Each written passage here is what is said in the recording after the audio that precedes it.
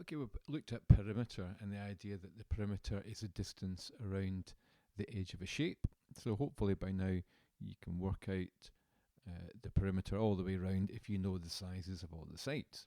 So what we're going to have a look at in this video is how we undo that, how we work back. If we know the total perimeter, can we actually work out the lengths of unknown sides? Okay, so in this case we're working back, a wee bit of problem solving. We'll talk about a few different examples. So in the first example here, this rectangle, we're told the total perimeter is 34 centimeters, and we're told that the length is 12, so that means that 12 is the distance along the bottom, but we also know, of course, that that means that the side along the top is 12 as well. So there's various ways that we can work this out. And one of the best methods for doing this is to remember that the perimeter of a rectangle, because there's two pairs of equal sides, is really just the length and the breadth added together. So if I take the length here and the breadth, we know that that's basically half of the perimeter. So x and 12 is actually going to be half of 34, which makes 17. So 17 centimeters is half the distance. You see where I got 17 from? 34 divided by 2 is 17, because we're actually only taking half the number of sides. Okay, so we can say, we could even do it as an equation if we wanted. We could say that x as 12 has to make 17. Okay, in that case there's only one solution. If we take 12 away from both sides, if we're doing it in kind of formal equation ways, and we get x is equal to 5 centimeters. Now you don't have to make an equation, it just so happened that it felt quite naturally. You know, all of that. We could have done it a slightly different way by saying that 12 plus 12, the two sides that we know, make 24. And you could say 24 plus what makes 34. So the answer to that would be 10. And we know that that would be two sides, the two breadths, which means you'd have to half it to make 5 as well. So there's different ways that you can work out these things. There's not just one method. Let's have a look at the second one, this triangle here. We know that there are two dashes on these lines, which mean that it's an isosceles triangle. And that means even though it's not marked in, we can add a 2.7 meters to the top as well. So we've got 2.7 and 2.7, and x gives us 7.2. So again, why not? The whole point of learning about algebra is to use it. So we've got x plus 2.7 plus 2.7 is equal to the total of 7.2. Now, I know that 2.7 add 2.7 is 5.4, and even if I didn't, I could work that out using a calculation. So we can actually change that to x plus 5.4 is equal to 7.2. If we take 5.4 away from each side, then we get x equals 7.2 subtract 5.4 is 2 subtract 4 I can't do, so I'll make that 6 and put a bundle of 10. 12 subtract 4 is 8, is a decimal point, and my answer 6 subtract 5 is 1, so the answer there is 1.8, and of course we're dealing in meters, so there's my answer. Okay, so there's various ways to do it. You can do it by numerical problem solving without using an equation format, but I like doing that and I'd like you to try and do that as well.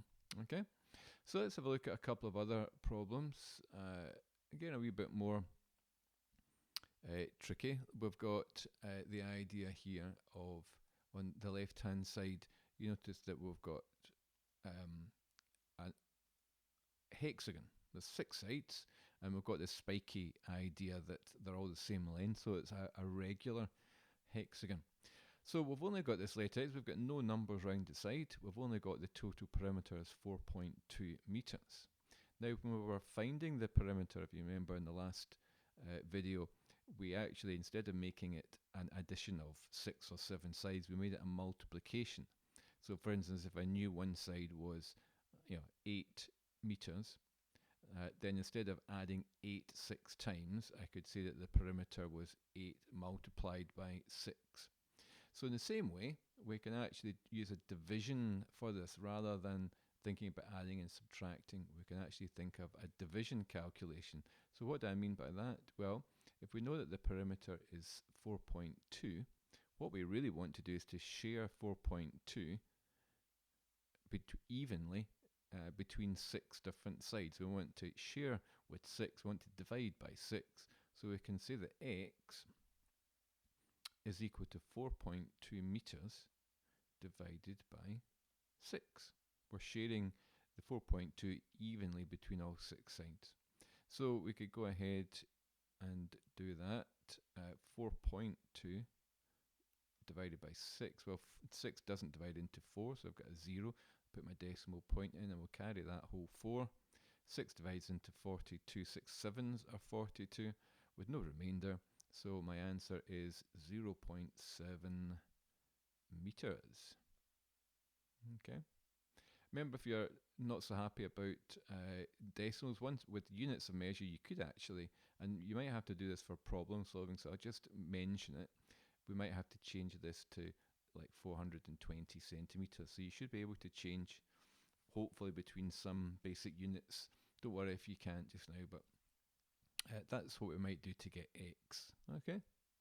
And the last one here, it's full of spikes here. I kind of put a couple in extra that I'd forgotten. So look at all these different spikes we've got on the lines. Remember that all the sides that have got one dash are equal, the sides that have 2 dashes are equal, and the sides that have 3 dashes are equal. All it means is we've got repeated numbers. It says me writing them in originally, but I'm going to put them all in because I want to think about the perimeter. So we've got x up here, which means we've got x here. We've got this 3 dash one is 30 centimeters, so I'm going to put a 30 over here. And I've got 80 centimeters on the 2 dashes, so 80 is the other one here. And we've got 1 meter. Now the problem is that 1 meter is a different unit of measure to all the others. So the best thing to do would be to change that. When you're working with perimeter, you should always have constant or consistent units.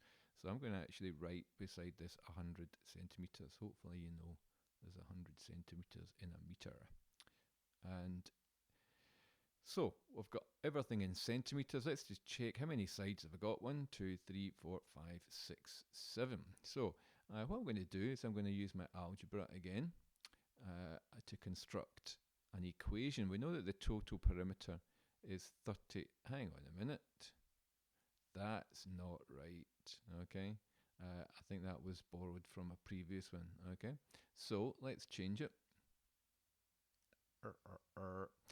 Let's make the perimeter not 100, not make it 34. We'll say that the perimeter is going to be 400 centimeters. Okay. So, what are we going to do with this? Well, we've got lots of stuff that we know, and we've got 2 things that we don't know. So, let's see. We've got x and we've got x. So we've got x plus 30. I'm just going around here. So I'm starting here. X and 30 and 80 and 100 and 80 and 30. Okay, 1, 2, 3, 4, 5, 6, 7 sides equals 400.